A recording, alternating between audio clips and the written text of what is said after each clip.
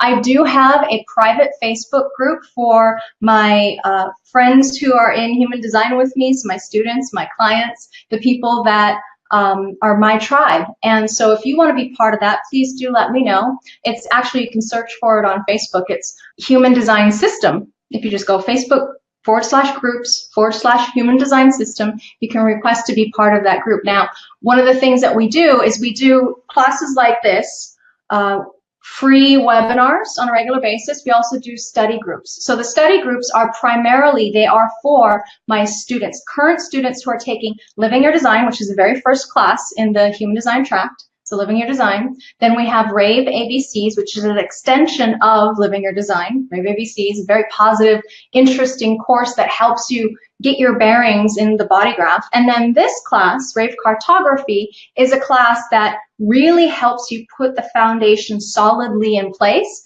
to allow you to recognize how to read a body graph. So this class, this trial class right here, is part of that series of classes in Rave Cartography. I have it structured as a series of 16 classes, so 16 approximately 90-minute sessions. And I've renamed this particular trial class, this is a class from Rave Cartography. I've renamed it How to Be Inspired by Your Mind Instead of Discouraged. So I don't know if has anybody been really discouraged by the things that you hear yourself say inside your head? Big fat yes here. I have totally been, downtrodden and discouraged and just frustrated and uncomfortable and concerned about what my mind is telling me about my life. So in this presentation, I'm going to show you why you might hear the certain things that you hear inside of your head about yourself that you actually can't believe, and I'll show you why. And there's going to be a lot of data in this presentation. I don't want you to feel overwhelmed. If you're brand spanking new to human design, you might feel a little bit lost. Don't worry, this is not the place to start for you. You can still sit there and absorb it. If you've been studying human design for a while, you might be able to keep up with this. I'm trying to keep it very simple for you and fun. I want this to be fun and play. So I can see that we're at 1 hour. I'm so welcome. I'm so happy that you're here and that this is actually working. This is so cool that I can Facebook stream with my slides. Super duper awesome. All right, let's get started. Today we are talking about how to be inspired by your mind instead of discouraged. Hi, I'm Laveena Lovick. If you haven't met me yet, I am a human design analyst. I'm also a foundations teacher. So the Living Your Design class, Rave ABCs, and Rave Cartography are 3 separate foundational classes that are required if you want to become a human design professional, any kind of professional. This is where you begin. So now this class is Rave Cartography, the 3rd class in that series. So I want to focus this information on helping you understand why your mind, so mind being personality, consciousness, what I think about all the time, who I think I am, the voice that's inside of my head talking to me, right? Because if it's inside your head, it's not talking to anybody else but you. That voice can be quite horrendous, and it can be so frustrating. It can be so bitter. It can be so angry, that voice. It can be so disappointed. It can be discouraging to believe the words inside your head about yourself.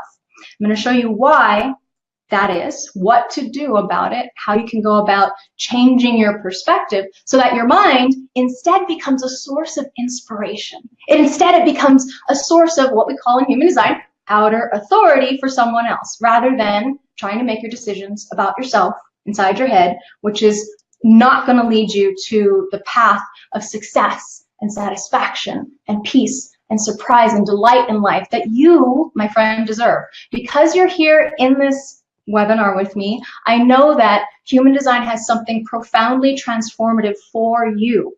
And the reason is because if you've come across this information, you are on, quote unquote, my fractal. You may not have heard of that yet, but fractal is simply the fact that all of us are moving along a path in life, and we all have connections with each other. We all have some kind of way of being able to connect up with others. There's certain people you come into the life process with. There's certain people you have karmic contracts with or soul contracts, some way of being able to connect up, to hook up, and to travel along this path in life together, to journey together to where Now we have companionship. Now we have somebody that we can talk to and relate to and commune with about what it's like to be us. This is what our mind is here for. Mind is here to communicate outer authority. What does that mean? This, why mind can discourage us, is if we're using mind improperly, or we put it up on this pedestal and think that it is God and it knows anything. We all know that mind doesn't know crap when it comes to, if you've been studying design for a while and you've been experimenting, mind doesn't know anything about the totality of what life is and could be. It can't. It really wants to, though. Have you noticed in the last couple of weeks, we've been thinking about really logical, like there's been this pressure in the field. Everybody has been trying to figure out stuff with their mind, trying to figure out which way to go in a logical way. Oh, I've got these doubts and I'm looking toward the future and I want this thing to happen. So if I do X, Y, and Z, I'm going to get that thing that I want. That, my friend, is the not self, who is really in charge of your life if you're believing the thoughts inside your head about yourself. So when you get the PDF download of this presentation, I have in any image that you see that has these blue squares or lines on it, kind of like, you remember back in the day when websites were first born. I built websites in 1995, and we had hyperlinks that were this bright blue. So in the PDF, when you get it, click the link, the image, and it'll take you to some articles I've written on Jovian Archive, which is the home of the human design system, particularly for those of you who are brand new. So mind can discourage us. The reason why this is so important, mind can discourage us, is because you're believing only a third of who you are. The personality, mind, consciousness that you think with is only a third of who you are, because there is another aspect to you. And if you've been studying for design for a while, you know that there's an unconscious, a body imprinting, a design that when we put the two together, juxtapose them on top of each other, we see a design that is so much more than just that one piece that you consciously identify with. So we have the third of personality, we have the third of design, and then we have the quantum that is you. So if you're believing the mind inside your head about yourself, it's discouraging, because that's the quote unquote not self. Now in design, we hear something called not self and we go, ooh, I don't like that. What is that? Not self simply means that it is not you. It is conditioning. Conditioning is not bad. However, if you believe the stories your mind is telling you inside your head about yourself, that is going to be in charge of your life if you base your decisions on it. So I'm going to show you a key to waking up to who you really are in this presentation. So I hope you stick around and discover that key with me.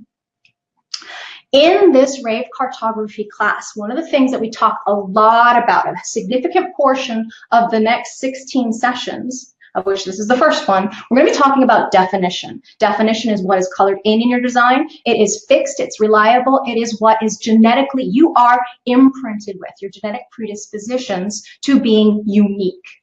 Generally what happens is that people will criticize you or complain or point out things about you when you were growing up that are really unique and different and special.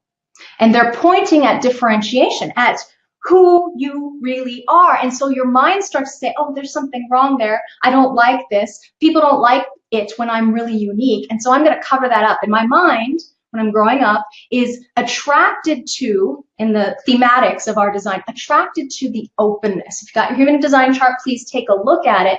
Everywhere in that openness is where you have been trying to base your decisions on your entire life. You have been trying to trust something that you absolutely cannot trust about yourself. Openness is receptive, it's conditioning, it's where we receive energy and information from the other. It is how we learn about life. So this is another reason why, if you believe what your mind is saying about yourself, you're going to be lost. Because the mind is preoccupied and concerned with and fixated on the openness, because where openness is where we amplify energy. And if we identify with that openness, and if we think that is us, that's where we get lost, and that's where we get discouraged. That's where we get conditioned in the negative sense. So again, another article here if you want to go and take a look and read it. And again, the articles that I've linked to on Jovian Archive have a whole bunch of resources on one side. There's a bunch of paid resources. There's a bunch of free resources if you go into the media library. In fact, it took me like a year to go through all of the free resources on Jovian Archive. It's very dense and amazing. You can learn a lot from the free information. I'm not trying to sell you on anything. My hope for you is that through this presentation and any of the other free webinars that I do, if you happen to be in my private Facebook group for my students and my clients and people who are interested in possibly becoming students and clients, or if you're following my YouTube channel or even my Facebook live stream, my hope is that you get to see what is actually happening to you when you're interacting with others, or when the transits, what the current planetary configuration is happening right now, what the transits are doing to you. Through awareness, through the ability to recognize what's going on in your own human design chart, so that you can see when you meet up with this friend who brings in something that you don't have, so you can see and not identify with the thing that you don't have. Because if you base your decisions on the condition, good or bad, not really good or bad, it all just is. It's all fine and perfect and dandy. Just experiment with looking at your design, recognizing how am I here to make decisions. So if you're new to this system, you don't know what I'm talking about yet, please do let me know. At the end, I'll post some resources to get you started. But my hope for you is that being able to study this system, which is a mindy system, it's very logical, it's very practical, it's very dense in the mind, it gives you a lot of information. However, if you're able to take that information and start to recognize patterns, and you're able to take the simple keys of your auric type, your energetic type, your strategy, how you make decisions, and honor your authority, which is what actually is designed to make your decisions in this life, what you're going to find is that your mind opens up to allowing it to take in information without identifying with it, and actually seeing what is there in front of you, rather than the story your mind is telling you inside your head about yourself. So this is why it's important to study, particularly if you're, hi, like me, I'm a projector. Projectors are here to be successful through helping other people to success. And in that, they need to have some kind of systems mastery in order to help them know who the other is. So allowing yourself to study. If this is a system that you're passionate about, please do. I'm so encouraging you to study this, no matter what your type. For those of you who are generators, you're going to be studying to know yourself. For those of you who are innovators, manifestors, you're going to be studying to understand your impact and how you can make the impact that you want to make in this world. If you're a reflector, somebody who is an evaluator of the totality, you're going to be able to understand why you have felt so different your entire life, and why you've been trying to be just like everybody else, and how you can be the unique and special being. All of us are here to be very unique and different in this lifetime. So human design is a science of differentiation. It helps you understand who you are and who other people are, how this whole Maya or illusion works, how this, the physical reality that you think you see right now, the dense physical reality that you think you live in right now, is so, we know that it comes down to movement. It comes down to energy. Everything is moving and everything is vibrating. So if you're able to unlock the keys, the secret codes, like a video game, the success codes of who you are, you're able to master the experience of the life, and not in, I'm going to make my life better. Yes, your life certainly could be a whole lot better, in that you're less resistant, you're less angry, you're less frustrated, you're less bitter, you're less resentful and disappointed. However, what we're really talking about here is allowing yourself to see clearly, either see yourself, see others, see what's actually happening, rather than living the story inside of your head about yourself that you think is correct. That's not what we're here for. If you're attracted to the human design system, you probably already know this. Now, here's the key. Right here in the beginning, I want you to recognize, maybe you already know this, that it is a scientific fact that what we see, what we think, what we say, and what we do is initiated long before the neocortex. our awareness happens in the deep gray areas of the brain milliseconds before we are consciously aware of our thoughts. So I reached down to grab a glass of water. Well, this is a jar because I drink a lot of water. I did not consciously decide to reach down and grab that glass of water. It was initiated by my body. Your body is the life. Our ajna, which is the second center down in the 9 centers, I'll show you a graph in just a minute. That center right there on top of that picture in green, that center is called the ajna. It is the center for conceptualization. And the awareness that comes, because this is an awareness center, is a reactive one. We are reactive because the awareness that comes after a long chain of biochemical processes take place. And this ajna is connected up to the rest of the body graph, all of those different centers. All other 8 centers are connected up to the ajna. This is the key to wake up, because we can use the mind's conceptualization process once we have certain keys in place, strategy and authority, and some awareness of our design and the designs of others. We can use that to recognize patterns to help us see that we are really, oh, look at this. Sorry, my video is in the way and I can't seem to move it. We are convinced that it, quote unquote, free will. What neuroscience says about free will in the Scientific American, we're convinced that it exists. However, new research suggests it might be nothing more than a trick the brain plays on itself. Have you noticed? Have you heard about this? Have you listened? Can you tell me in the chat if this is making sense to you? I'm just going to check into the Facebook and chat and see. Oh, hey, Ryan. Hey, Alina. Hi, you guys. I'm so glad that you're here. So, free will. Does it exist? Do you believe it exists? What we're seeing right here, right now, and the reason, the key to waking up, the reason I'm telling you this is because I want you to give yourself a break and not think that you are in control or that you have to be in control of your life. You're not. Surprise! It is time to wake up to the fact that you are living a life, a body that has its own innate intelligence, its own body consciousness that actually moves you around in space. And if you're believing what your mind says about yourself, that story, then you're going to try to, or you're going to distract the body somewhat from what it needs and what it wants to do. And what can happen is you give yourself challenges and problems. The body starts to revolt. It gives you disease. It gives you pains and aches and suffering. And it speaks to you. Your body speaks to you. It gives you feelings of frustration and anger and bitterness and disappointment in life. That's resistance. That's showing you that you're on the wrong path. So it's just a signpost. There's no big deal about it. It's there like bumps on the side of the road, you know, when you're driving on the highway. It's there to let you know that you've gone off track. No big deal.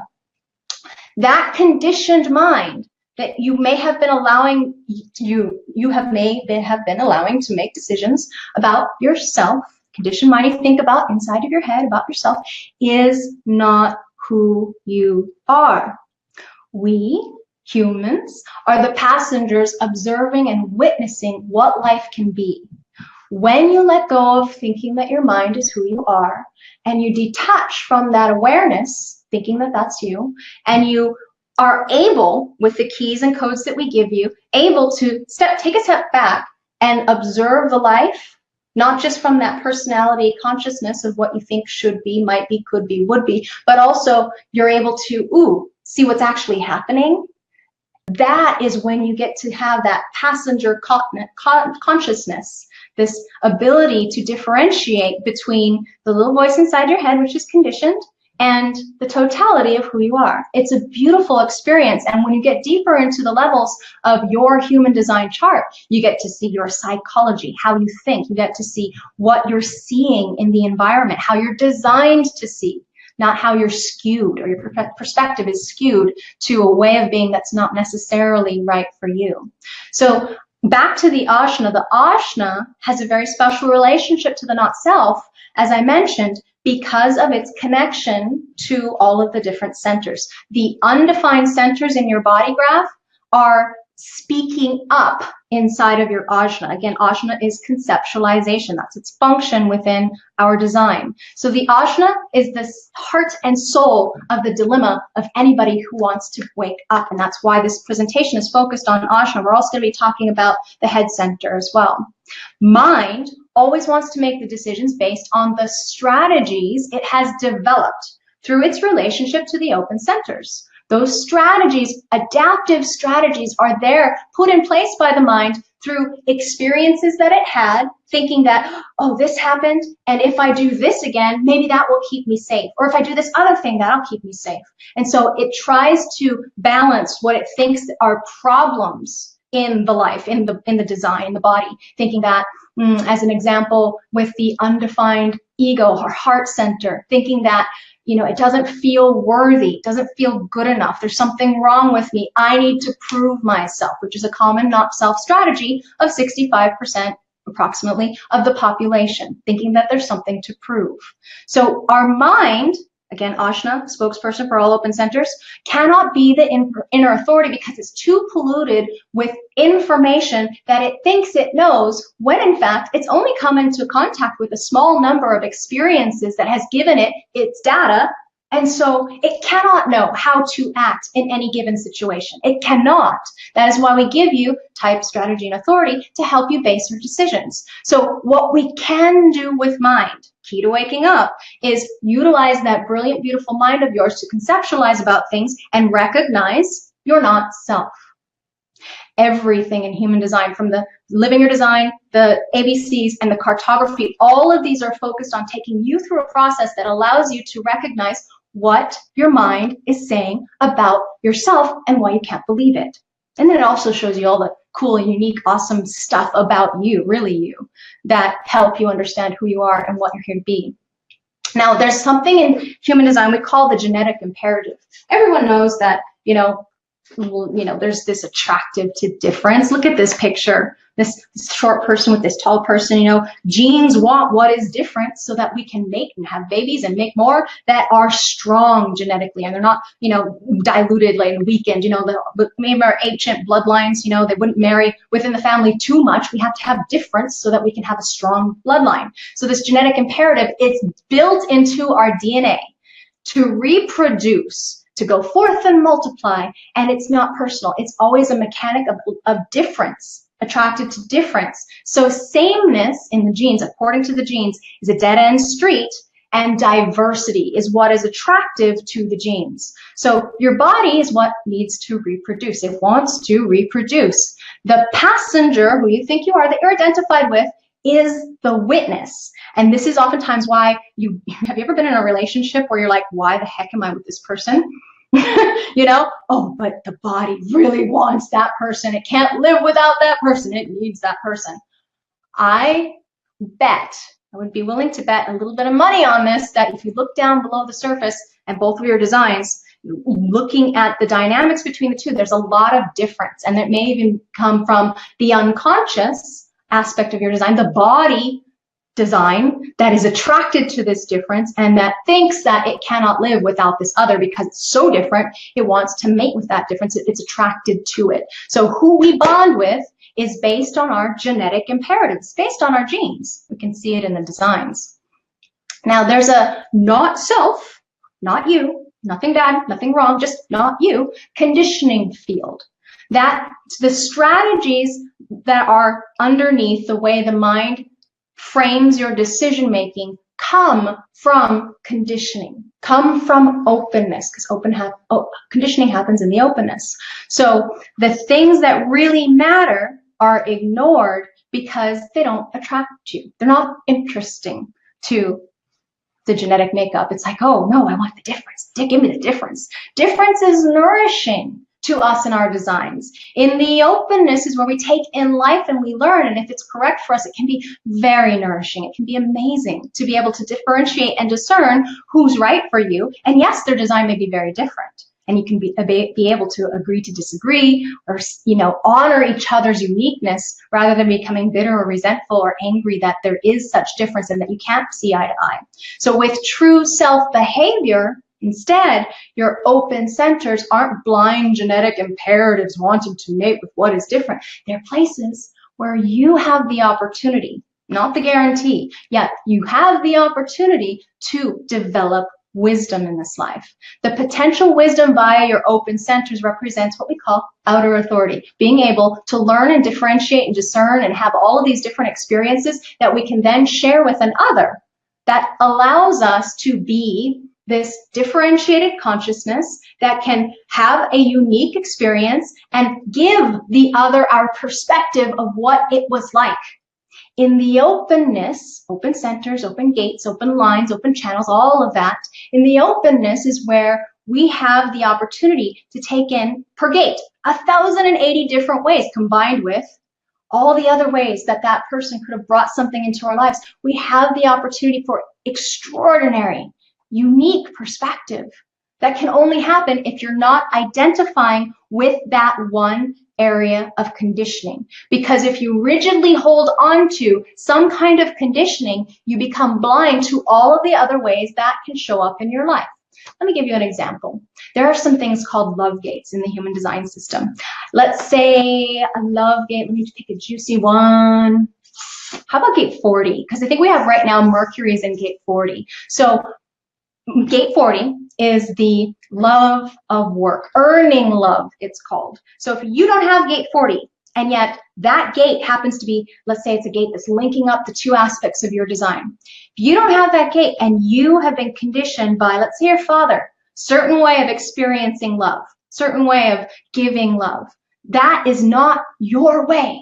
And yet you think it's your way because you've been conditioned all your life to experience that and to find that valuable, to find that the way. And if your mind is identifying with it and holding on to it, then you're not open to the experience of all the other different ways that a gate 40 could show up in your life.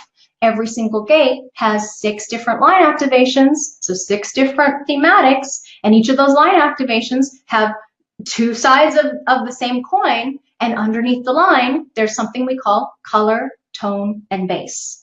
This is why human design is a science of differentiation, because it allows us to see all of the different unique ways that somebody could experience these 64 hexagrams in combination with wherever the planets happen to be and how they link up to in the chart. So my apologies if you're a little bit lost. This is a 3rd level class as far as the foundations. So bear with me. You're going to get through this. I promise. You're going to be able to, at the end, if you have questions, I'll be able to answer them for you, hopefully. And if I can't answer them for you, I'll refer you to somebody who does know the answer, or at least a place where you can research and find the answer for you. So going back into the open center potential, when we have open centers in your design, we can use our strategy and authority to make correct decisions. We might not have. You might have no open centers in your design, but the centers themselves have that ability to take in conditioning.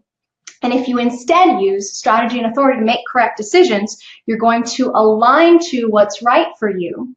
And so this word, strategy and authority, they come from taking a look at the human design system and synthesizing a way, an easy way for us to take simple keys and that everybody can practice with.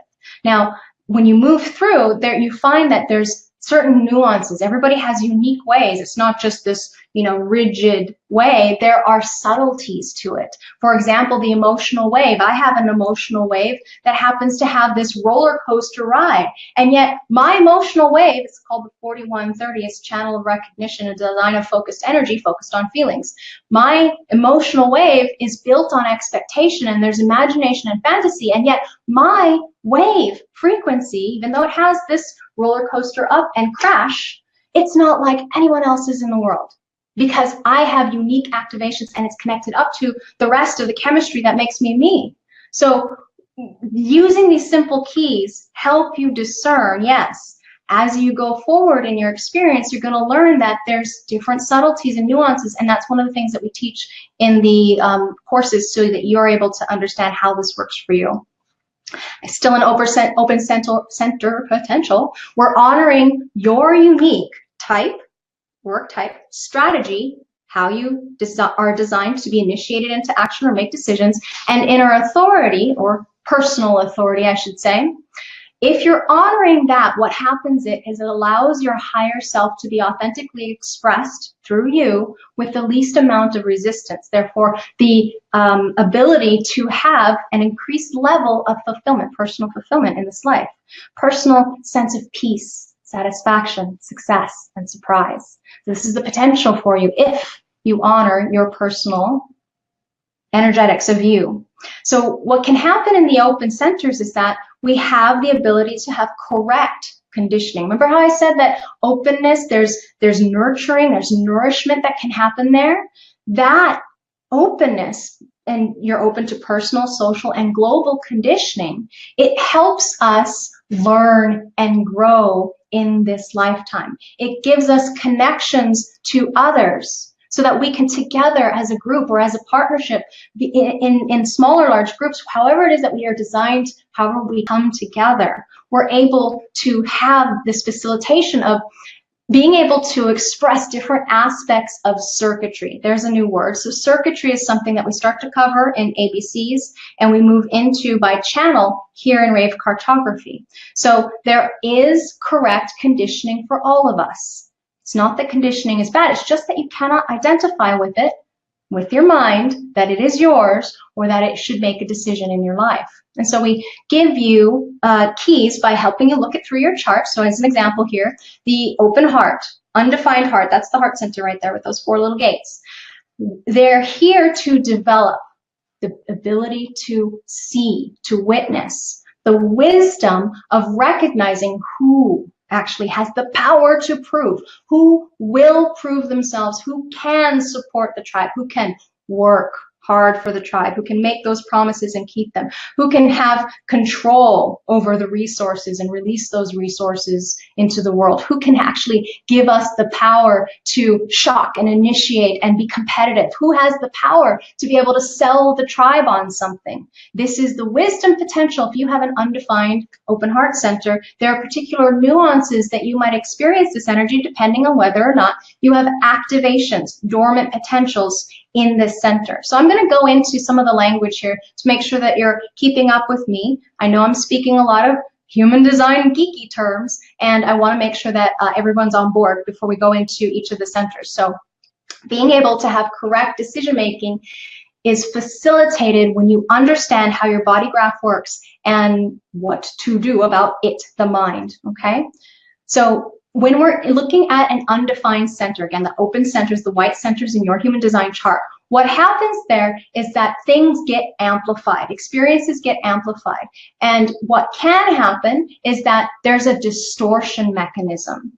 Because of the conditioning of the past of your life movie, you may have memories, traumas, or experiences that trigger your mind to think, oh, this feels like that, so it must be like that, and then there's distortion. And you can't hear what's actually happening, what that other person is physically saying to you, or what's actually you're experiencing in this life, because there's distortion. Because the amplification of that energy is so interesting to the mind, and there's so much trauma and shielding in the body even sometimes, where there's this, protection mechanism, and we've got to go into our unconscious triggered patterns. And that's what creates distortion. So there's a possibility for distortion, and then what can happen is we overreact. We overreact to some kind of situation that reminds us of what happened in the past. And then after we overreact, there happens to be misunderstandings. Our misunderstandings could cause the overreaction. It's all connected. However, there's something that can happen that can mitigate this chain reaction. We can stop this chain reaction. And that is having a correct focus instead of the distortion. Observing what's happening, what's actually happening without judgment or evaluation. And then the wisdom through correct awareness rather than having a misunderstanding. So now here's a little key that I've learned in the past couple of months, being able to be introduced to nonviolent communication. Observation. Observing what's actually happening is a good idea to start getting into practice with, rather than immediately putting judgments on what you think you see. Because the observation of what's actually happening, so keeping it logical, keeping it real, keeping it non-judgmental, both for yourself and in dialogue with the other, can really help with stopping this chain reaction. The other thing that can happen with this undefined center chain reaction is that it can bring us to a place of, it's almost like you're able to see what you've never seen before. There's this shock, there's this aha, there's this recognition and awareness that feels so incredible and amazing when you can actually accurately see what the heck is happening right now, rather than going into the old stories, the old tapes, the mixtapes you're playing inside your head about yourself all this time, and all the hurts and disappointments and sadness and frustrations and angers and bitterness and resentfulness that just accumulates and colors the way you see things. So I want you to recognize this, and the way that you recognize how and why you're discouraged is learning each of these functions, these centers, their functioning, so that you can start to recognize the vocabulary that your mind dialogues with you about yourself or the situation, so that you can immediately be triggered to go, oh, that's my undefined heart center talking, thinking that I need to prove myself, get another certification, improve constantly, make a promise, even though you know you can't make it, or say things that make you look important. Identifying with conditioning and using it to make decisions leads to the creation of the conditioned not self. Conditioning is always happening. Can't get rid of it. It is not bad. It is simply not conducive to good relationships or decision making if you identify with it. So I feel like I might be beating a horse, being a dead horse or something, whatever that saying is.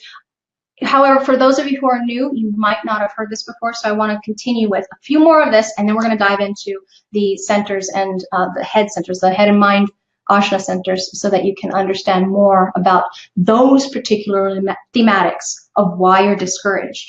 So again, centers, here's the 9 centers. We have the yin-yang symbol here, the Rave I Ching, the Book of Changes is a big part of the synthesis that is human design. All centers have a binary functioning. They're either defined, colored in, or undefined, not colored in. They can operate in a healthy or an unhealthy state. So you can see them here in the chart when they're colored in. Here's the colors. They're either defined, active, or dormant, not active. They're undefined. If they've got a gate activation, just hanging out there waiting for the other side, a conditioning receptor, or they're open, totally open if there's no gate activations there.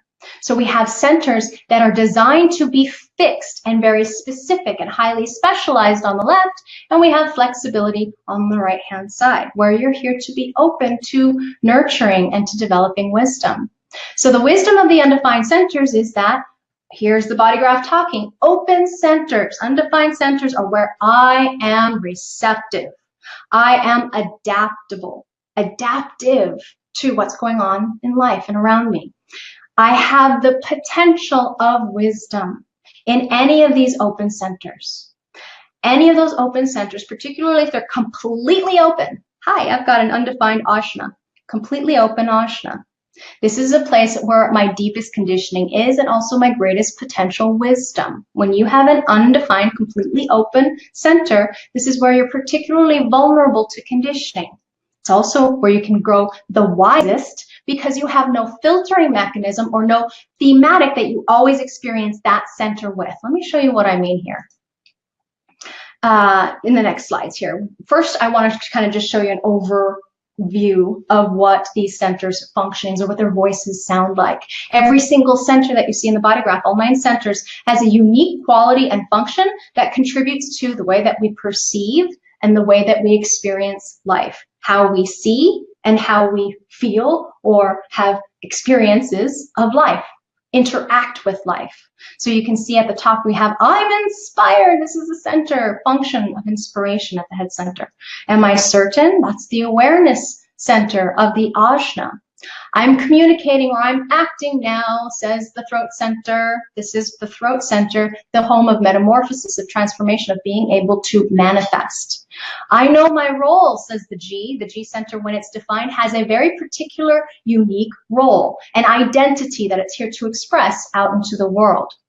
I will prove, says the heart center, defined when it's colored in. This is somebody who has the willpower, the ability to make a promise and keep it, provide for, do something for the tribe, their tribe.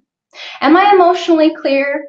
Wondering nervously, says the solar plexus, because it is a powerful, the most powerful that can pull you away from your particular way of making decisions if it's not your authority in the life. But it is a very powerful mutating process of potential awareness. It's a motor function that creates our emotions, and as we all know, emotions are highly irrational. So this is an awareness, potential awareness function that's wondering, am I emotionally clear? Do I have the emotional intelligence to make a clear decision moving forward about this? On the other side, mirrored on the other side, this is the splenic center. It is about survival instincts. Is it safe? Is it healthy? Is this where I can, have well-being, physical well-being? That is the splenic center. And then we have the respondability and availability of the center down here in the middle with the red square. We're looking at the sacral center, which is an energy resource that can be available to respond. Then we have the adrenalized pressure of the root system, the drive and stamina. This is where we emit physical adrenalized pressure, or if it's open in any of these places, when it's open, this is where we take in that kind of energy. So these are the center functions. In Living Your Design, we go through the center functions briefly, and then here in Rave Cartography, we start to dive deeper into them to make sure that you're very, very clear on centers, because in order to understand all of the gate processes, you need to understand the functions the centers have, as well as the streams of awareness and the circuitry that connects up to each of these centers. By having a good foundation in the centers, you're going to do better when it comes to getting down into the nuances and the details of the gates, as an example. So, with centers defined or undefined, gates can be, you can see, when they're black, they're conscious. They can be conscious or unconscious, red, out of an active center. Remember, active is colored in. This is defined. Definition is created when two gates on either side of the channel meet together and create a life force. Gates, the hexagrams, the 64 hexagrams of the Chinese I Ching brought into this illustration of the body graph, little person, it gives us a lot of data about who we are. Gates can also be conscious or unconscious, coming out of a dormant center, meaning that center is not active.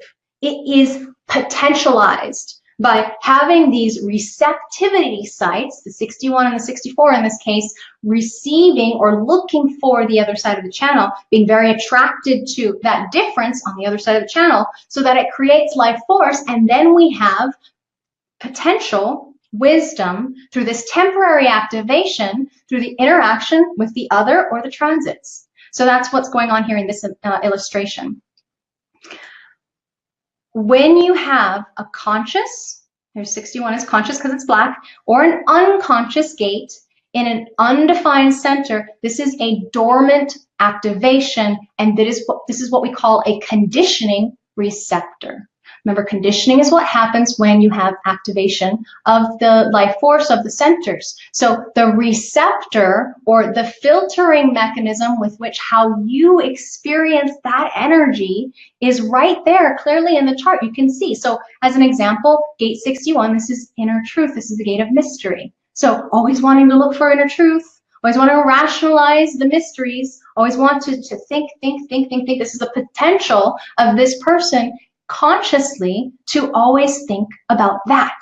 And if they're making a decision based on that, based on wanting to find out the mysteries, oh, I've got to go here to find inspiration, rather than focusing or paying attention on what their type, their strategy, and authority is telling them to focus on, they can be lost. So that's our conditioning receptors here. But it's also potential wisdom.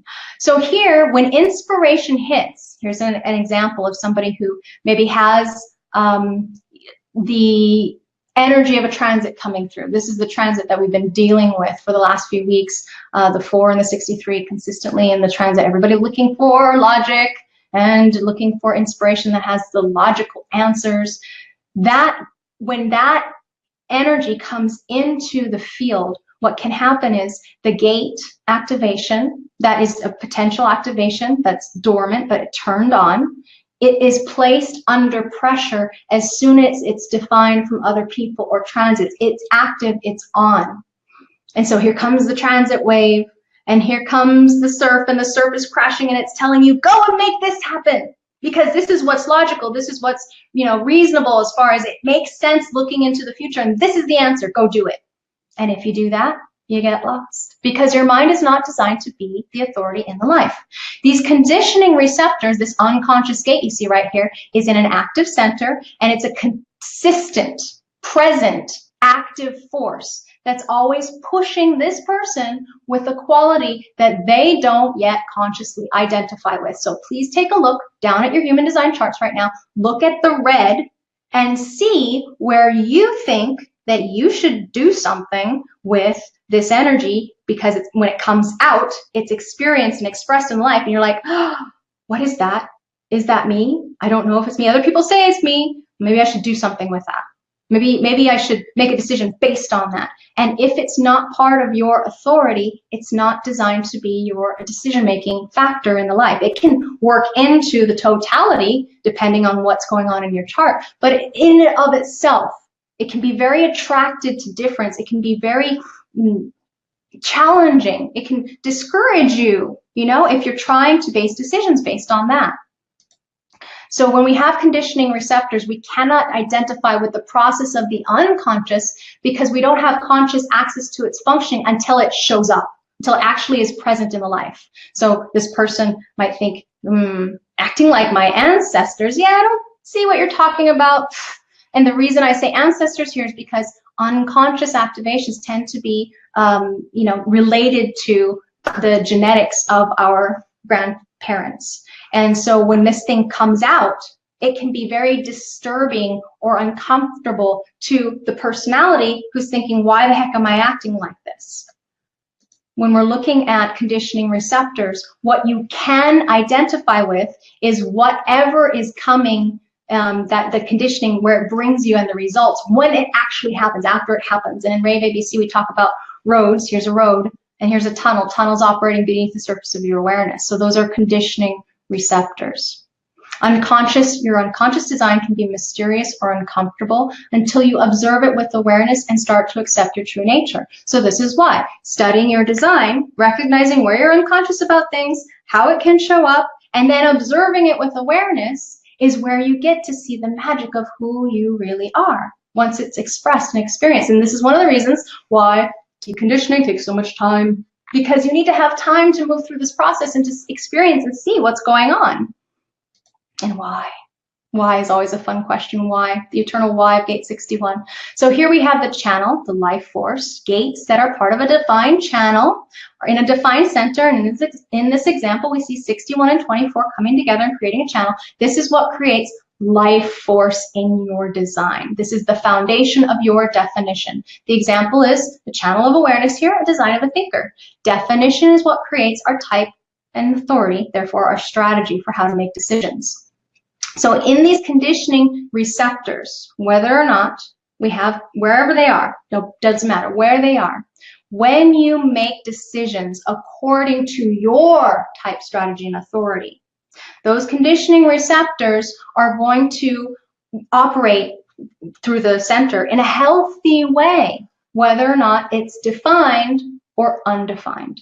Defined or undefined, nonetheless, you can have an ability to experience life in a healthy way. So please don't look at your design and think that openness is bad and that there's something wrong with you there. Not self-decision making. So when have the conditioned mind, the inside of your head, having all these life experiences that make you, nervous or anxious or troubled about things and trying to figure it out in the future, conditioned mind will drive the open center to force the decision. So the amplification that comes into the open center makes the mind think that this is really important and we've got to decide right now, or need to make this decision in this way because of that last thing that happened, or prevent this other thing from happening. And then that decision, because that energy is coming in, that decision based on the influence of others and the transit field can move us off of our appropriate frequency of how we experience life. So the result is the decision comes from conditioning. It doesn't correspond to your true self. And the mind thinks that the openness is the problem. And this is where we have resistance come up. And this is when we start to develop possible dis-ease or disease. It is potential in whether you have a defined or undefined chart and the centers themselves. The ability to recognize when you're operating in a healthy and unhealthy state comes from being able to align yourself to the frequency of who you really are. What is your base frequency? Are you more satisfied than frustrated? Are you more successful, feeling successful rather than bitter? Are you more peaceful than feeling angry? Are you more surprised and delighted and in awe about life than disappointed? If your base frequency is on the side that doesn't feel so good, you're more likely to develop possible dis-ease in whatever centers you have, be they defined or undefined. A lot of times, the energy centers particularly will have, when there's definition, there tends to be dis-ease in those places because that energy is so powerful and it's being used incorrectly. So in your 9-center functioning, and we go over this again in depth in the Rave cartography should you want to continue. I want to point out a little bit of some of the mysterious stuff of human design. So just to help you understand why we're also choosing right now to talk about the head center and the ajna. Your personality, we call it a crystal up here, sitting on top of the head, not fully incarnate into the body, the imprinting of the conscious planetary activations, the moment that you were born, happens in the eternal you. We could call it soul, the thing that has been around since time was time. This personality is affiliated with our self-reflected consciousness. So again, you've been imprinted by a certain stream of energy that makes you think you are who you are, and yet there is something vastly different about the totality of you because there are other aspects of you that are at work that are unconscious. So one of those things is the design crystal, which is the body, the actual body, the vehicle that you're living in this lifetime, has been built by the special relationship between the magnetic monopole, which lives down here, and the design crystal, which came together and separated in order to build your body. So this life that you're living right now is an illusion that we're separate from the totality. We actually, in fact, all are one unique energy that is moving together and evolving and shifting and growing together. But this illusion is created by the magnetic monopole, which holds the crystals together as we fly through space. Now they're holding them here in these 2 centers. These are the energetic frequencies or the vibrations of what these centers have to do with. So the personality crystal is about inspiration, the design crystal is about conceptualization, and the monopole is about the identity. So that's the crystals of consciousness. Real briefly, we go into it more in Rave ABCs if you haven't taken that yet. So we're going to talk about now your human brain. Your human brain has a lot of fascinating things going on. Now we're talking about the mental brain. We have a heart brain, we have a gut brain. But this here, we're going to talk about the head center and the ajna center, and in particular, their biological correspondences, which are the pineal gland and the pituitary gland. So again, we have our personality and we have our design. So I'm going to dive into that right now. So your head center, you can see here in the Rave mandala, this is the mandala wheel. We can see that there are 3 gates in the head center. The head center has gate 61 right here in the middle. You can see where it's at here. Gate 63 over here and gate 64. So these gates go into the body graph. They're not movable. They're all fixed. They all stay in the same place and they go into the same place in the body graph and they're up here in the head center. So the head center is our center for inspiration. This is the biological correlation of the head center is the pineal gland. So characteristics as far as this head center, again, pineal gland being the biological correlation. The type of center that it is it's a pressure center. It's about mental pressure. And its function is to create inspiration. It's to inspire. It's to have this ability to have doubts and confusions and the mysteries of life be a pressure that helps us conceptualize about things, think about things. So when it's defined, which is about 30% of the population is defined, you have a consistent way that you're here to take in inspiration and process it and actually conceptualize about it, because that's where that energy goes. It's going to go to one of these channels to create definition in order for that to be defined. Now, when it's undefined, what happens is this person is somebody who has the ability to take in inspiration from all different sources and be able to process or receive that energy in all different kinds of ways. Whereas with a defined person, they have a consistent, unique, highly specialized, correctly limited way of being able to process that inspiration. So what happens when we're undefined, which 70% of the population is, the undefined, quote unquote, not self, or the adaptive strategy that your mind has in order to deal with that openness is you're constantly looking around for inspiration and you're thinking about things that don't matter to you. So how your mind discourages you, if you've got an undefined head center, is it's going to make you think that you've got to think about all these other, like shiny object syndrome, think about all these other things in order to process that pressure. And if you try to make decisions about where to go, who to be, what to do with that mental pressure inside your head about yourself, you're going to be discouraged, because it's going to lead you on a path that is frustrated, anger, bitter, resentful, disappointed, because that's not your authority in this life. It's never an authority to think about things inside of your head, inspiration, things that don't matter to you, and make decisions based on it, because it's not an authority in this life. Now, again, there's some links in this PDF when you get the download. This head center will take you to an article on Jovian Archive where you can read more and find more links about this. So the pineal gland is, we call it a gatekeeper, because it allows the neocortex to access the deep gray areas of the brain. This pressure is created to pass on the pressure of the neocortex for processing, the pressure of thinking about things, being able to process that energy. It goes through to the neocortex for processing. So this pressure that's inside of your head, mental pressure, sometimes giving you just like, oh my God, I've got to figure this out or the world's going to end. The world as I know it is going to end. I just need to know. I need to know the answer. I've got to solve this mystery. I've got to answer this doubt. I've got to resolve this confusion and find the clarity that could come, or the rationalizations and the justifications, the reasons why. Big fat why question here. You've got to find out the answer in the not self. And that pressure is interesting to you. It's different. It's attractive. It's intriguing. And your mind is busy processing, pressurizing.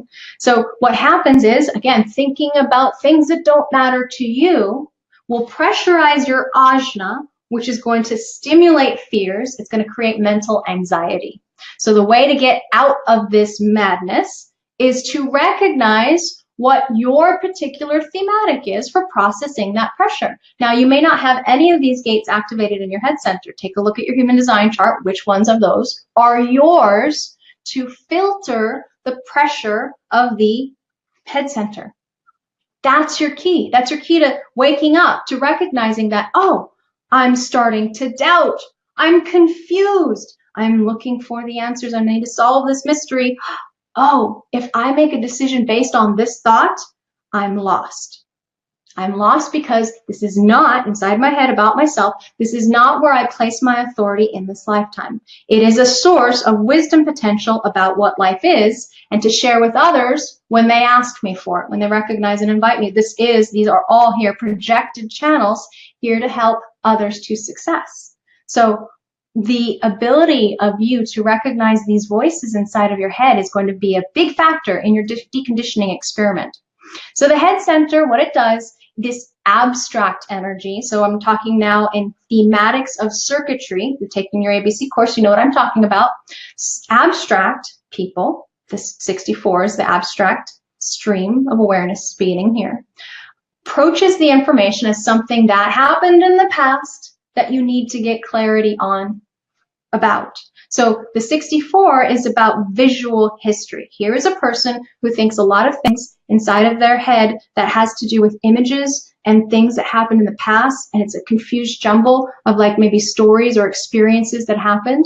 And when you have the whole channel, it's the past nagging at you to make sense of it. wanting to process that pressure in a way that you come to realization so that life doesn't feel so oppressive and confusing. So this is mental confusion, remembering details from the past in order to see past the oppressions and come to realizations. So what happens is if you use, and here's how to get out of that trap of being discouraged by your mind. Here's the key. Strategy and authority removes the impulse to decide based on this mental pressure. All right, so that's the abstract. Now we move into individuality, the individual stream of energy. So here is this information sneaking up on you. It's like, you know, you've got these looping thoughts and you're constantly worrying at this pressure of solving a mystery, and you're going over and over again in your head. You're wanting to solve it, you're wanting to figure it out. And this is a frequency that is new. It's mutative. It's designed to bring something new into the energetic field of awareness. And so the 61 is about acoustic. It's about hearing. This is the mysteries, trying to solve the mysteries. And so the 6124 here will drive you crazy trying to figure out the unsolvable mysteries. This is the design of a thinker, having to know, wanting to rationalize inner truth. The thing is, knowing happens in a mutative moment. It's there or it's not. This energy is not able to be forced. It just comes when it comes. It's like being creative. You can't force being creative. So this pressure, this impulse, can be relieved by removing the impulse to decide based on the pressure. Now the pressure is still going to be there when you start to decondition. Hi, I still have this 61 in my undefined head center. I still want to resolve all the mysteries. However, I know that wanting to understand the answers is not where I base my decision about who I interact with, what I do for work, who I love, who I bond with. You know, the ability of me as a projector to be initiated by life rather than what I think inside of my head about myself. So that's the head center and individuality, gate 61. Our last gate we're looking at in the head center is logic. Logic thinks that something has changed in the pattern and that you must find a stable way to move forward. It's wanting to look to the future. Physically look. This is about visual mastery. The 63-4 will try and come up with solutions, answers. This doubt arises as a pressure when the future doesn't look safe, when the pattern doesn't look sustainable. It's a pressure to find logical answers that will bring us securely into the future. So if you allow your mind to be the authority, wanting to answer these doubts, wanting to fixate on the pattern, wanting to plan, and inside the head, remember again, this is inside the head about yourself. This is where you have anxiety developing, where you have the ability to recognize what you see inside of your head. If you pull yourself away from identifying with that voice and allowing yourself to be inspired by those doubts, rather than thinking that you need to do something about those doubts or the mysteries, the wanting to solve the questions, the confusions that happen. That pressure is always going to be there no matter the deconditioning process, because we're all adults. You're listening to me, you're probably an adult, because I'm using very big words that a child would not be really interested in. We're going to have this mental pressure for the rest of our lives. We don't have to be shackled to the pressures thinking that we need to do something about them when they're inside our heads about ourselves. So the nature of inspiration is that it's visual. We just talked about the visual aspects of it, and it's acoustic.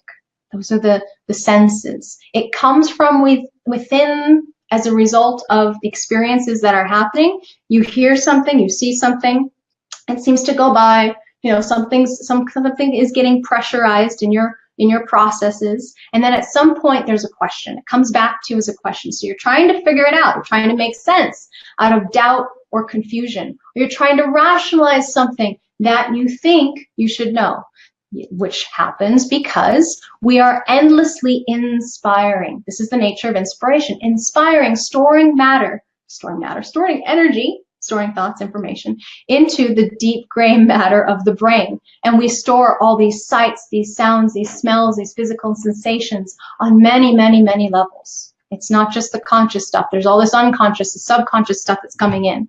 Once that question arises from all this inspiration, there's a pressure to answer the question of doubt, confusion, or the inner mystery.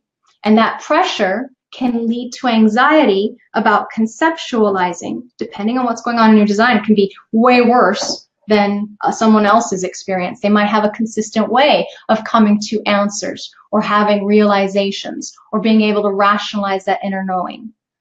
They're going to be able to process it in a particular way. Some people, though, hi, 61 here, don't really necessarily have that ability. And just because I've been having technical difficulties, I'm going to check with my Facebook group and make sure that you guys are still there. And if you have any questions. So, nature of inspiration. Yes, yes, yes, yes, yes. Good. Okay, good. So, next slide, we're looking at inspiration is what? That the things that are inside of your head that you have not yet comprehended or understood or figured out. That's what that pressure is. The inspiration, the doubt, the confusion, the wonder that can happen is all designed to be inspiring fields, potential awareness when it reaches the ajna. So the head center, when it's defined, it pressurizes the conceptualizing ajna in whatever way that it's designed to. The mind is not a motor, so it's not designed to manifest activity. There's no motor fueling the mind's process. It is designed, your mind is designed to produce language and communication. When it is hooked up to a motor, and if it's correct for you and in alignment with your strategy and authority, then we have some kind of manifestation. But in and of itself, it doesn't. It doesn't have the ability to make things happen. So as an outer authority is absolutely extraordinary. It is the mind inside of your head that is initiated into some kind of interaction with the other. And now you have the totality of you expressing your opinion, your insight, your ideas, your knowing in a way that is, if it's correct through strategy and authority, in a way that can be very nurturing or that communion with the other, very nourishing, very interesting and valuable and appreciated by an other, if they're asking for it, if they're wanting it from you. So when the mind as an inner authority creates conditioning, it's going to bring you down into this discouragement.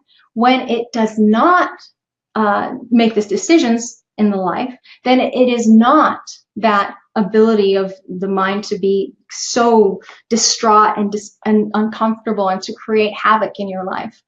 Openness is attracted to what is not. So an open head is going to try and resolve pressures that aren't theirs. My open head is trying to resolve all the mental pressures and figure out all the mysteries, wanting to collaborate with others to figure it out, to solve it.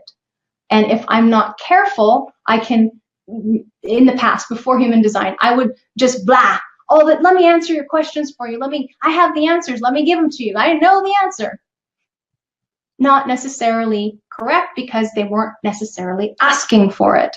So what we're here to do as an outer authority is, with that pressure to think about things that don't matter, just appreciate the question. Don't feel responsible for solving those questions. If you live your design, the anxieties that arise become less and less pressurized. And you get more into the habit of not making decisions based on those anxieties. And so you start to feel better about your life and your experience of life because you know you can't figure it all out with your head. What happens with the head center, because it's a pressure center, and we'll look at the root center down the road when we get to that point. They're both pressure centers, so it becomes in the life we're like this human pressure cooker. It's a pressure sandwich, if you will. The head's a pressure, the root is a motor for providing adrenalized energy and a pressure. Neither are designed to be an authority for when to take action. Authority is actually somewhere else within your design, or it's a process of your interaction with the environment. So the head pressure gives us wanting to think about the answers and the questions of life, and the head pressurizes and fuels the ajna to formulate concepts that deal with life's questions. So you should have a good idea now what the head center does in your design. Is it fixed? Then here in the defined head center, in the not self state, what happens is, if it's colored in, you will turn that mental pressure in on yourself, causing you to be driven into deep anxiety, self-doubt, possible potential depression. You might attempt to resolve the pressure by outside action, making hasty and inappropriate mental decisions. You can be incapable of remaining patient, resulting in missed opportunities for inspiration. I see that this is an older version of my slides, unfortunately. Oh well. We have the undefined head in a not self state will become lost or confused, overwhelmed by doubt, by that wanting to solve things. And they're trying to resolve other people's questions by taking on worries of others and releasing the mental pressure through action. That's our head center. Now in an unhealthy state. Now in a natural and healthy state of a head center, and here we have the defined head center, they're here to create mental pressure in the world, actually resonate and broadcast this pressure to grasp and understand things. They know, because they experience it this way, that pressure of confusion, doubt, and clarity has a natural process of their own inner timing and resolution. It comes to, sometimes there's an answer, sometimes there's a rationalization, sometimes there's a realization. That happens with a defined head center, depending on which one of their channels is defined. So they're here to uplift and empower others with both insights and inspiration. They're here to be an outer authority for others. Either way, whether you're defined or undefined, use your mind as an outer authority for others. The undefined head explores ideas and inspiration coming from all directions in a healthy state. It's open to the wonder and the unknown and the uncertainty of life, and is not trying to make decisions based on that mental pressure. They don't take in the pressure of other people's need for answers and try to act on it no matter what, trying to solve everybody's questions. It's not about that. It's about enjoying the pressure, the question, and not becoming identified with it. They're here to allow that trust to come through, that it will become clear or not. It's not about you personally trying to figure it out and being certain of these pressures and their answers. It's not. It's about being open to all of the different ways you could possibly, potentially formulate questions or have these questions float through your mind, and enjoy and delight in the process of thinking about things, if it's right for you, as long as it doesn't distract you from who you are and what you're here to do. So what happens in the not self state is, am I trying to answer everybody else's questions, says the undefined head center. We have the 64, the gate of confusion, 61, the gate of mystery, 63, the gate of doubt. These are mental pressures that your not self will make decisions on based on the pressure and attempt to get rid of it. So this is where your mind discourages you, trying to answer everybody else's questions. Take a step back, take a deep breath, and recognize that you don't have to answer everybody else's questions when it comes to the head center. And here's an article on Jovian if you would like to read more about the head center. So that was the head. Now we move into the ajna. You can see here on this slide the ajna center, and I'm just going to check in and see how you guys are doing. Thank you for sharing. Awesome. Awesome stuff. Mystery, excellent. So what we're looking at with the ajna center is we're looking at gate activations all around the wheel. You can see here we have opinions and rationalizations and answers, and here we have the oppression or the realizations, we have the insight, and we have the ideas all around from this ajna center, all around the wheel. And when we go into looking at these gates from the channel perspective, we're going to talk about how they are, where they are in the wheel as far as the quarters. You can see this picture behind me, talk about the quarters and their thematics as well. So here in the ajna center, when you get the download, you can click on the link to go and read some more if you'd like to. This is about the pituitary gland now. So this is conceptualizing. Now here is again the key. All not self strategies emerge from the ajna because of the connection up to all of the other centers. So the ajna center's biological correlation against pituitary glands, the anterior and posterior. The type of center that it is it's awareness center. It operates over all time. Its functioning is it's about conceptualization, making sense of life.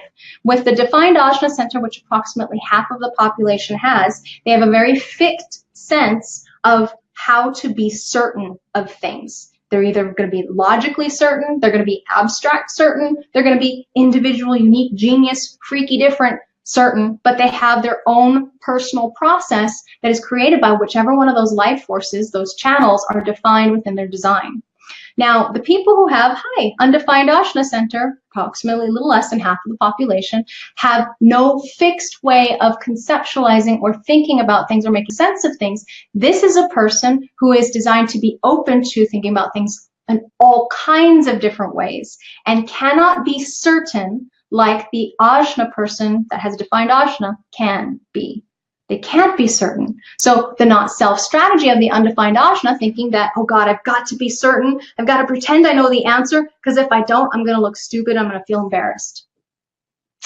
Pretending to be certain is the not self strategy of the Ajna center. So if you're new to human design and you come to this and you've got an undefined Ajna center and you're walking around holding on to concepts that aren't good for you, pretending to be certain that you know the answer when you don't, this is the mind trying to protect itself from embarrassment, from anxiety, from fears in the form of mental anxiety. Recognize that. So again, your human brain, we're talking about the pineal gland in the head center. Now we're talking about the pituitary in this Ajna center. Yeah, pituitary glands. So it's located now at the base of the brain. It's referred to as the master gland, and this is the point of convergence and coordination of the body's two great integrative mechanisms. We have a nervous system, right, your nerves, and we have the endocrine systems, all the hormones. The way that these come together, here we have the master gland, the pituitary gland. This is how all centers are related biologically to both the nervous and the endocrine systems. So the Ajna center functioning is that this is a central processing hub that gives our mind the illusory sense of control, the illusion that we control our behaviors, our thoughts, and our actions. Because of its connection to all the other centers, it can cause all sorts of problems when it's not used correctly. This connection allows the mind the ability to express the characteristics of the other centers. This is why you feel inside of your body, you know, a feeling, and your mind is feeling it too. Your mind is expressing, I feel this. That is because this is connected up. We're connected up through the endocrine and the nervous system here to the Ajna. So the Ajna, again, is the key to waking up. Understanding the correct role of your Ajna is one of the keys to waking up. The pituitaries give us the illusion of being in control. The Ajna works so quick that we think it's making the decisions, and just because you see what's happening doesn't mean you're actually physically driving this vehicle, this body, this car, if you will. It's an analogy we use in human design to describe the crystals of consciousness, the passenger, the witness, the body, the design crystal, and the driver itself is the magnetic monopole that holds you together in this illusion of being separate from the totality. So what happens with the undefined Ajna is, am I trying to convince everyone I'm certain? That should be a key to help you recognize your frequency. Are you in a state where you're fearful or anxious and you're trying desperately to prove that you're certain? Certainty being described as a mental state of being without doubt, being confident, being assured. Those with the conceptualization process of the Ajna have a certainty about them that they're here to externalize or broadcast, give to others. Those with undefined or open have the ability to recognize a good concept, have the ability to recognize good concepts, not necessarily be certain about them, being flexible in thought, being aware of the potential for other possibilities. So here we have, just showing you the streams in case you haven't taken ABCs yet, we have our collective fears, the collective circuitry here, the logic, stream awareness part of the stream awareness here, and then we have our individual fears down there through the middle, and then we have our collective fears that are abstract here on this slide. So going into them individually, gate 47 is the gate of realizing. It is about the fear of futility. There's a mental anxiety that life is oppressive and futile. There's a mental anxiety that you cannot make sense out of the confusion. With gate 11, this is the gate of ideas. There's a fear of darkness. Mental anxiety of not having a new idea. Mental anxiety that there won't be anything stimulating to think about or learn. Mental anxiety about sharing and manifesting your ideas. That's gate 11. Moving into the middle, we have gate 24, the gate of rationalizing. This is the fear of ignorance. It's a mental anxiety that you will never know the answer. Brings up inspiration will never come. And mental anxiety that you won't be able to explain your knowing. Rationalizing. So the 43, the gate of insight, this is the fear of rejection. Mental anxiety that your ideas are too weird. Mental anxiety that your knowing will be rejected. And the need to make sense to others. Gate 4, the gate of formalization, this is the fear of chaos. So there's a mental anxiety that you will never find order in your life. Anxiety that you will always be in chaos, and the need to find and give answers. Last but not least, we have the gate of opinions, gate 17, the fear of challenge, that your opinions will be challenged, not sharing your opinions out of fear, and the need to have details to back up the opinions. These are all ways that the Ajna Center is designed to process the mental pressure, the head center, the inspiration pressure, designed to process and make sense out of it, and then eventually translate that conceptualization into language. So if you have these defined in your design, that is how you are designed to experience or express this energy. If you don't have any of these in your design, you're open to the totality of the experience of how each of these gates can operate in your life. So this awareness center, this Ajna Center, has this mental anxiety that drives us to be clear. It helps us. The fears that we see here, fears of futility, ignorance, chaos, darkness, rejection, and challenge, these fears are seeds for awareness. Without the fear, the pressure of that fear getting processed by the Ajna and conceptualized about, we don't have the ability to recognize what those fears are about, to come to wisdom potentials. So this is the process of the Ajna Center, the conceptualization process. So in a healthy Ajna, what happens is they're thinking. They have a correctly limited and highly specialized, a fixed way of thinking, enjoying information and research. It's a very important transformative cognitive comprehension, transforming cognitive comprehension process. This hub of energy is processing that energy so that we can make sense out of things. It's not influenced by another's presence when it's defined. In a healthy and natural state, they have their own preferences, their own predispositions, and the mind operates in a consistent and specific and trustworthy way when it's healthy, when it's operating in alignment with the totality of you. In the not-self state, what happens with a defined Ajna is that there's obsessive thinking with no relief, and this mental anxiety is caused by constantly trying to figure things out. In the unhealthy state, this undefined Ajna has no consistent, undefined. This is healthy state.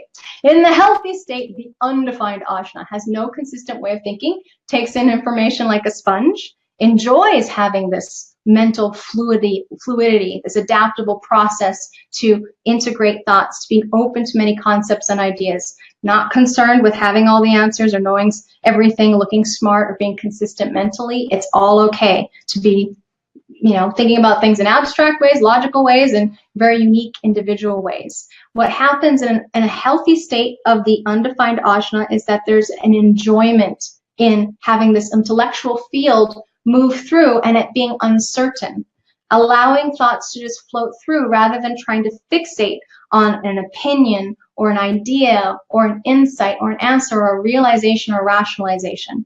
Recognizing valuable concepts that really are worth thinking about and inspiring for humanity, not being rigid in their beliefs. Definitely not being rigid in their beliefs. The unhealthy Ajna, however, is going to try and convince others and themselves that they are smart and certain and intellectually consistent. They're always feeling uncertain in thought, and so they're trying to compensate by being overly fixed with their opinions, their insight, and ideas, being rigid and inflexible with their mind.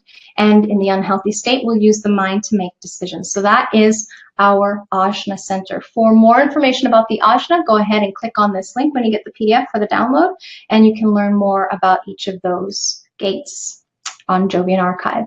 So you, my friend, are nine-centered. We see here in this illustration, we have the root all the way up to the head center. These 9 centers are what we are as a transformational form. So you can go ahead and click on that link to be able to read more about the difference between what we were, 7-centered, and what we are now, 9-centered. And I want to invite you as some play, some experience with your design. You don't have to do it now. Do it at some point today if you can, to take your chart, a human design chart, look at it, and soft gaze upon it. Just allow your awareness to percolate of what you know about your human design. Get rid of all of the stuff on either side. Just look at the body graph itself and what you know of the body graph. What is it telling you? This beautiful design that you have has a monopole, a driver that is driving the vehicle of your life. And what happens is if you're aligned to how you're designed to operate in this vehicle, you're going to allow yourself to experience a union of the different elements of you and to be able to see the big picture in a more coherent way and be able to release all of the discouragement that your mind is telling you inside your head about yourself that isn't true. You can release the thoughts that you think about yourself and allow yourself to embody the perfection of who you are if you allow yourself to be, just be who you are. And so one of the ways to do that is getting to know you through study, allowing yourself to utilize your strategy and authority. If you know how to use them correctly, it will put you on that path of deconditioning and allowing you to wake up to be able to see what things are really happening as they're happening. So thank you so much for bearing with me through this presentation. I know there were some starts and stops and some flows there that were a little bit challenging. However, you're still here, so I hope that you learned something new. And what we're covering in rave cartography is you just saw a sample of us looking into definition, what's colored in and what's not. We continue on with the centers, and then we move into the channels in rave cartography. We also talk about types on a deeper level than we did in Living Your Design. We're going to describe the authority again, and we're going, as we did in Living Your Design, the first class, and we're going to go into the further nuances of authority. Remember how I was saying, like, I have that emotional wave that's this way? We're going to go into the other ways that we have particular kinds of authority. And then we have profile. Profile is a big thing in human design. It allows you to see your costume. It allows you to see what your role and purpose is in this lifetime, how it's designed to show up. So we're going to describe for you how profile operates in your design. And you're invited to continue with me if you would like to, if you have met the prerequisites for this rave cartography class, which is Living Your Design, Rave ABCs, and had a foundation reading. You can join us for a very special, this is the first time I'm offering it in person, a human design cartography package where you can come and stay 5 days with us, 5 days of 16 90-minute sessions, 90-minute sessions approximately, could be on or off. You can also join us online. I'm going to be doing it in Zoom, not in this platform, but in Zoom, so that we have the ability to connect and I can see you and you can ask questions. And that way, having the ability to go through all of the rave cartography. Now, the thing that we're also going to do is I want you to be able to audit at no extra charge a once weekly rave cartography online series, 16 sessions on Mondays at 10 a.m. Pacific, and that's going to start September 18th, I believe, is the day that we've just got it for all of us to start together. So you're going to be able to have this focused attention on all of this information and then also absorb and process it over time. The other thing I'm going to do is I'm going to look at your personal fixed star in human design to help you see the ability of you to see your fixed star and what your thematics in this lifetime are. Really fascinating. I highly recommend it. That's why I put it in here because it's super fun. you're also going to be able to be included on some live study groups. And there's a very special thing that I want to offer you too, is a body talk session. Body talk is something that I've had about 3 sessions now in the last 3 months, and it's helped me integrate a lot of things that I was having issues with before, helping me resolve some inner tensions and come to some recognitions that are really profound. And I'm really excited to be working with Nathan Navarrete in order to show you, have you look at the fears, the genetic fears that are programmed within you, and allow him to work with you on those fears. So based on your human design chart, working with him to help you have some breakthroughs in your awareness, in your body consciousness. Now, the key thing there is that Nathan does not work with people who drink or smoke, so you need to be clean 30 days prior to your session. For the next 48 hours, I'm offering this for $850. So if you're planning on taking cartography with me anyway in the fall, please feel free to join up so that you can get all these extra bonuses. They are going away within 48 hours because I want to be prepared for all of you and start to look at your fixed star and all of that. So that is my invitation to you to join me if you would like. I thank you so much for your attention, and now I want to open it up to questions. So I know I have like about 10 minutes left. If you would like to join me in the Facebook and let me know what questions you have. And Melissa is writing, Body Talk Minneapolis is incredible. Highly recommend Nathan. Yep. And question, Diana is asking, how can I access the first 2 webinars? So look in my Facebook feed, Diana.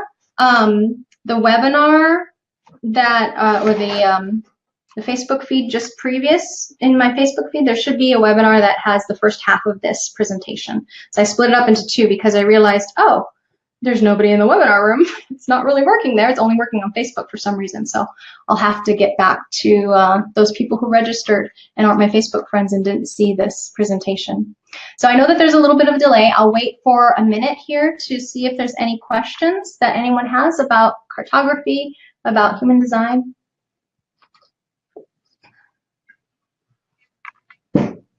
And then this projector, energy projector, is going to go take a nap. Woohoo! Yay! Fun stuff. I see that I've got a bunch of people watching live, so I know you guys have questions. I'm going to refresh the page and see. Oh, thank you, Angela. I'm so glad you enjoyed the presentation. This was fun. Let's see. Let me go. I got to go down, huh?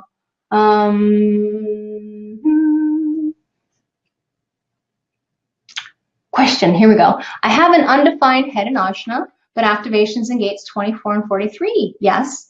I'm a little unclear. Does this mean that those fears are fixed? Or when I experience those fears, it's a result of conditioning? So anytime you have a defined, so let me go back to that slide if I could, maybe. Let's see if I could, just to illustrate the point. So anytime, this is way in the beginning, so pardon me for a minute. Oh, actually, yeah, let me go back to that slide because we talked about it in the first webinar. Anytime you have a gate activation, this goes back to anywhere in the design, a gate activation that is in a dormant center. Oh, gotta go further. Hang on. The wonders. Here we go. Nope, more. Here we go. Nope, more. This is a big presentation. I don't know how it got so big. It's a monster. So yeah, not self-decision making. One undefined one to show you. This is where we talk about it. Here we go. So anytime you have an undefined center, a center that's not colored in, and you have a gate activation, wherever it happens to be, these are conditioning receptors. So this is the frequency or the filtering mechanism that you have with which you experience that energy of that center. So that center, in your case, you've got the 24 and the 43. So you've got very particular ways you experience this personal mental anxiety. Now that's going to be conditioned by the other side of the channel. What force is it meeting up with? Is it meeting up with somebody or a transit? And where is that energy coming through? Is it coming through from, Saturn? Is it coming through from Jupiter? Is it the moon? It can be all kinds of different energies, and it can be in a whole bunch of different lines. Okay, and that's going to influence what's going on the other side. Now, let's say, as an example, that instead of the other side of the channel, so instead of 61 coming in, you've got the 63-4. Now you have the potential of the 24 being turned on. However, your center itself is being conditioned by logic. So that rationalization might have more of a flavor of logic to it rather than, and so yeah, there's going to be nuances, subtle nuances. When you're very conditioned, the nuances aren't going to be so subtle. They're just going to be, the energy is just going to be there.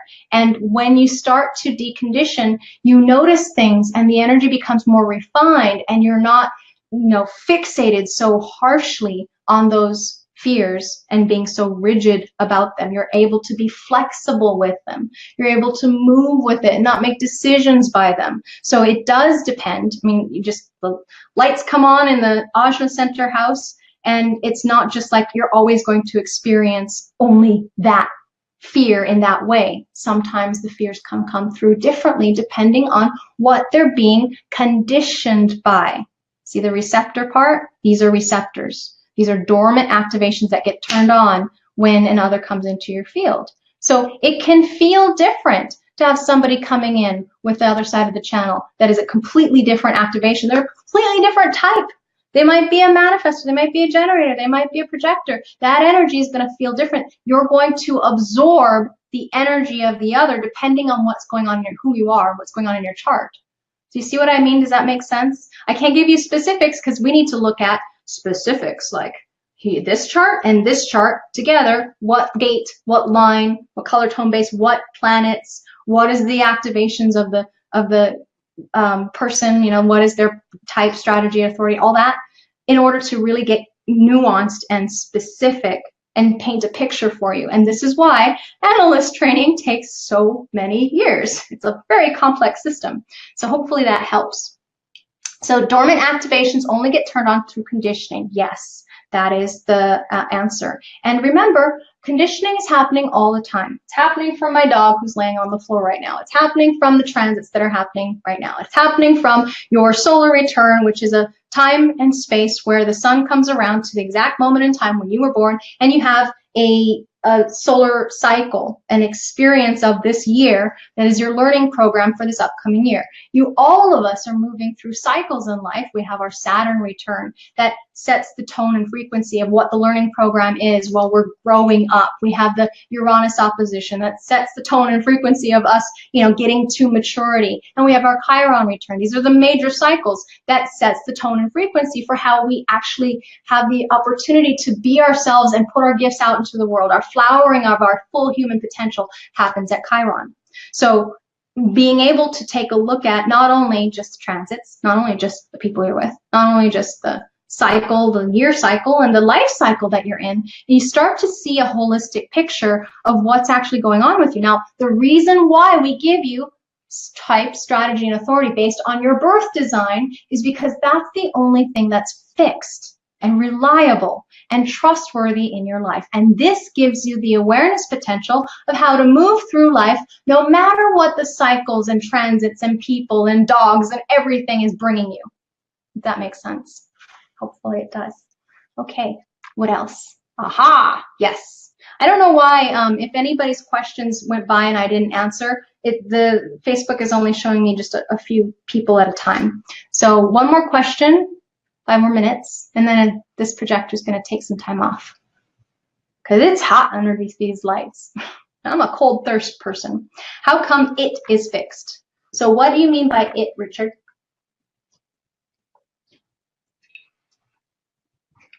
Anything that's fixed in the chart is because there's life force energy of two each side of the channel coming together and creating definition, and that's why it's fixed. That's the way that person experiences that energy. Okay? Yeah. Whew. What a day. I'm going to need to email people. My apologies if you were on the webinar list and you weren't able to get in. Doesn't seem to be working, even though I'm in the right room this time. And hopefully the recording came through. All right, so I don't see any more questions. Thank you so much for being part of my Human Design Tribe. I hope you found this webinar enjoyable. I certainly did. It was my pleasure to be able to serve you. I hope that you have a fantastic journey, no matter where you go, no matter what you do. Always remember to love yourself. Namaste.